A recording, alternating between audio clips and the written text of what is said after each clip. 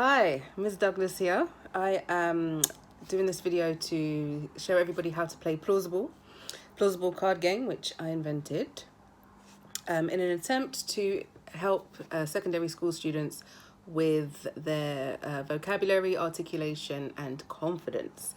So all of the ways to play are centered around the scenario, because the idea is to get the students and the players to speak about these everyday life scenarios that they might encounter at home or at school or just in life in general. And they're using different instructions or different restrictions to give their answer. You shuffle and deal the cards. You use the purple scenario in the middle with the red task. That's the standard way to play the game.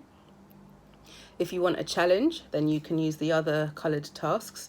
If you want a quick game, just one of the quick games, you can just use the challenges and exceptions card and just use the main cards to decipher which challenges you want to do, or you can just use the challenges and exceptions card and just choose at your will. There are other sort of mini games in this game as well. So you've got your vocabulary quiz here, which does have an answer card. So this can be played in pairs, it does direct you to play in pairs, but you can obviously just test somebody, this kind of thing. And then you've got, so that's the vocabulary quiz, and then you've got a terminology quiz as well. Again, crucial for the GCSE English exams. You can change up the scenario to accommodate an older player. So for example, so this one says, you've been invited to a local theatre show about youth violence. You think it stereotypes young people and are offended.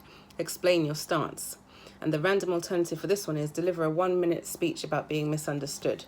So this player, you know, I suppose they could probably use the scenario, but if it was another card and the scenario was not applicable, then they could change the scenario to the random alternative, and that can accommodate older players.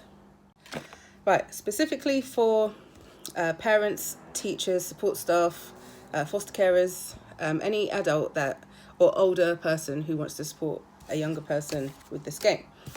Okay, so you've got a card that gives guidance for parents and carers specifically. Now, that was for parents. Now, for teachers and support staff, there's also a card dedicated guiding you on how to use the cards in a lesson. Your attention to the differentiation that exists in this game. So you've got a card here that gives you a little bit of a prompt about what games to play for the type of ability of student or students you have. The premise of the game is to support students with their vocabulary, articulation, and confidence. If you have any other questions on how to play, I just love card games, I just love cards, then please do leave a message on Test if you're on Test and that's how you found out about the game, or of course go to plausiblecardgame.com and leave a message in the appropriate section. So again, I am Ms. Douglas, and that was your tutorial on how to play Plausible.